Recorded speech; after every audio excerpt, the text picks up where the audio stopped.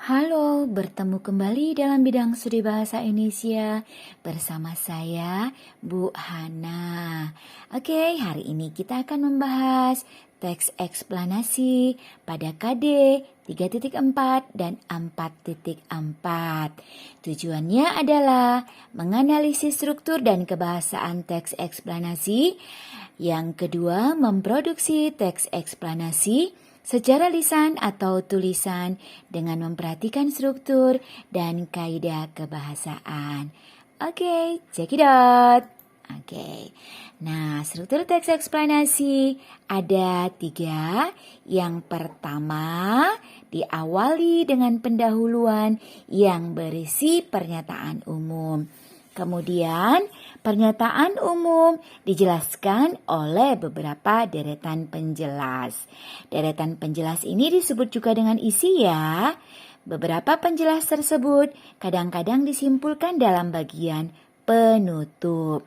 Tak jarang penulis memberikan interpretasi atau opini berupa solusi di bagian penutup. Nah, penutup pada teks eksplanasi bersifat opsional. Bisa ada, bisa tidak. Oke, yuk kita analisis dulu teks eksplanasi pada angin puting beliung. Nah, pada YouTube Ibu sebelumnya kita sudah membahas ya ciri-ciri dari struktur teks eksplanasi baik pernyataan umum, deretan penjelas maupun penutup. Nah, kalau kita perhatikan pada teks angin puting beliung, ayo kita baca dulu mana yang merupakan pernyataan umum. Ya, yang mana? Ya, betul sekali. Paragraf yang pertama merupakan pernyataan umum. Apa yang membuat kamu mengatakan bahwa paragraf yang pertama merupakan pernyataan umum?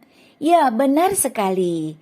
Karena pada paragraf pertama ini dikenalkan kepada kita jenis fenomena apa yang akan dijelaskan, yaitu fenomena sosial berupa angin, fenomena alam berupa angin puting beliung.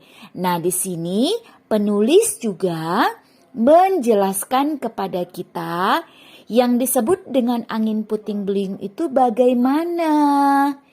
Nah, itulah gambaran dari pernyataan umum dari teks angin puting beliung. Makanya paragraf yang pertama itu merupakan paragraf pembuka atau sering disebut dia dengan pernyataan umum. Baik, kita perhatikan paragraf yang kedua dan yang ketiga. Oke, silakan dibaca ya. Puting beliung merupakan dampak ikutan awan cumulonimbus atau CB yang biasa tumbuh selama periode musim hujan. Tetapi tidak semua pertumbuhan awan CB akan menimbulkan angin puting beliung. Coba perhatikan, pada paragraf yang kedua sudah mulai dijelaskan proses terjadinya puting beliung. Karena ketepatan ya, pola pengembangan pada teks angin puting beliung adalah pola pengembangan proses. Ya, jadi paragraf yang kedua mulai dijelaskan proses terjadinya puting beliung. Nah, ini biasa terjadi karena dampak ikutan awan cumulonimbus. Jadi, ikutan awan ini bisa menimbulkan angin puting beliung.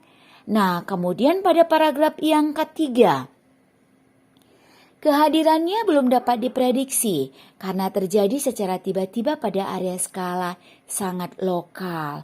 Pusaran puting beliung mirip belalai gajah dan sering terjadi pada siang hari di daerah dataran rendah pada musim pancaroba, yaitu peralihan musim kemarau ke musim hujan. Nah, masih juga di paragraf yang ketiga, kamu perhatikan tetap dia proses terjadinya angin puting beliung, bahwa kehadiran angin puting beliung tidak dapat diprediksi.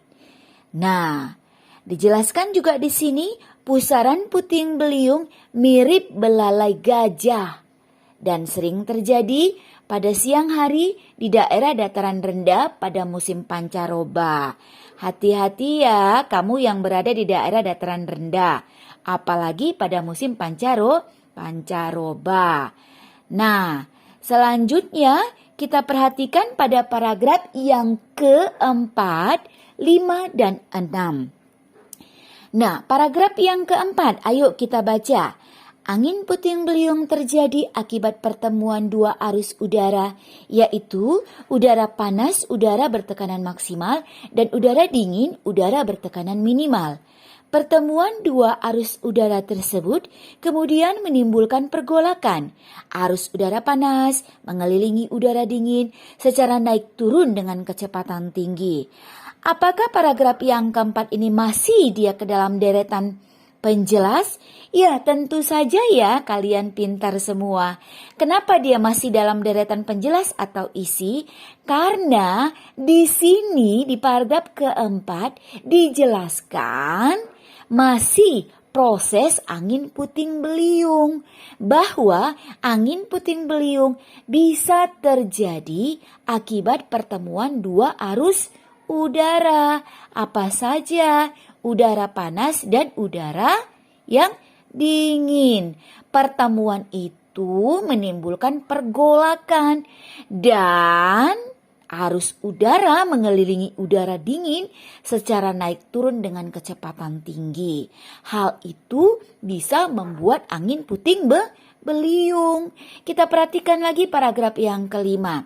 Angin ini dapat menghancurkan apa saja yang diterjangnya karena dengan pusarannya benda yang terlewati terangkat dan terlempar.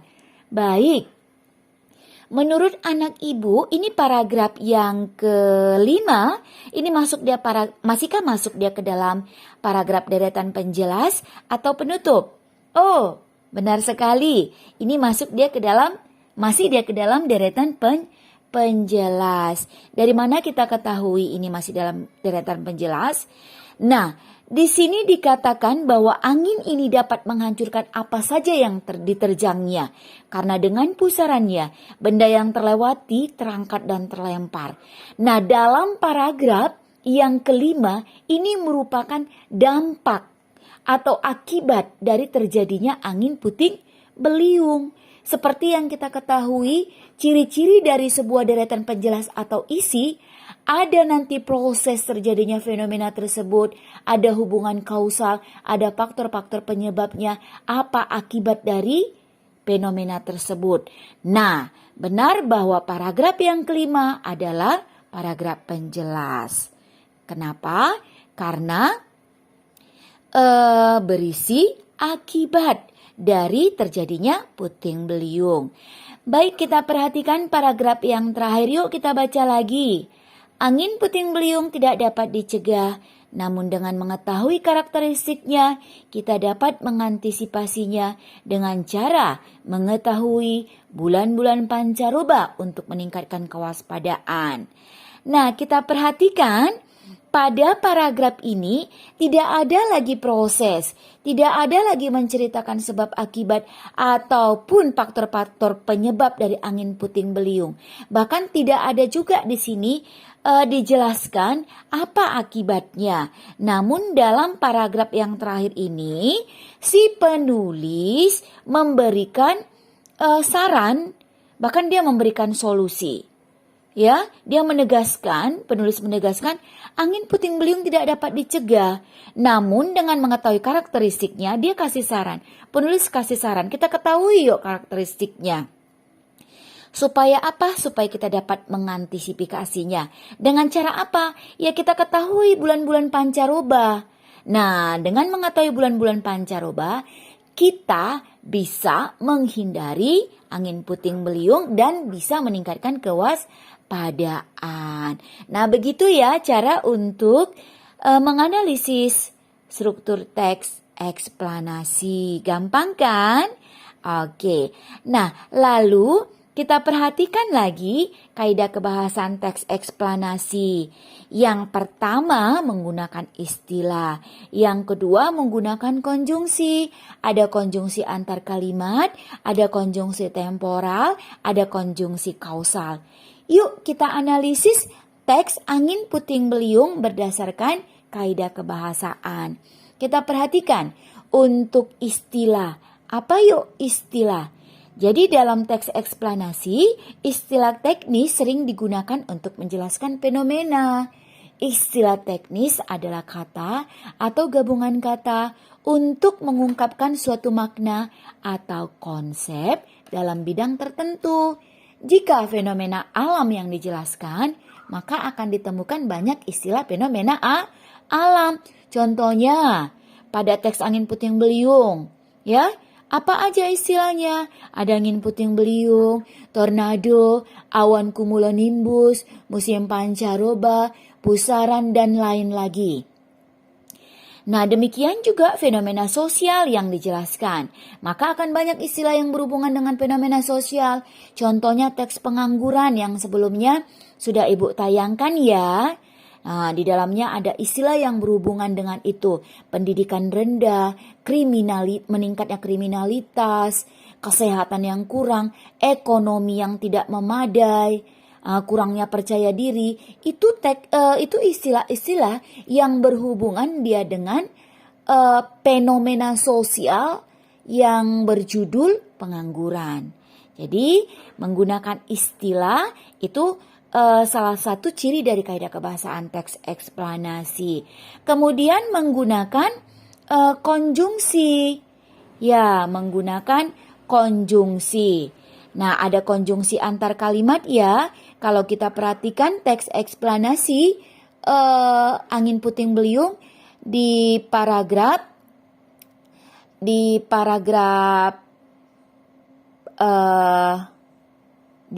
yang ketiga ya. Namun dengan mengetahui karakteristiknya, paragraf yang ketiga ada menggunakan konjungsi antar kalimat. Nanti kita juga akan melihat ya konjungsi-konjungsi lain yang ada di teks eksplanasi. Yang lain itu apa? Konjungsi temporal atau keterangan waktu. Contoh, kemudian, selanjutnya, sesudah, selama. Kamu bisa cek nanti ya untuk teks eksplanasi pada Angin Puting Beliung. Nah, kemudian ada konjungsi kausal. Ya, misalnya contoh, akibat, karena, sebab.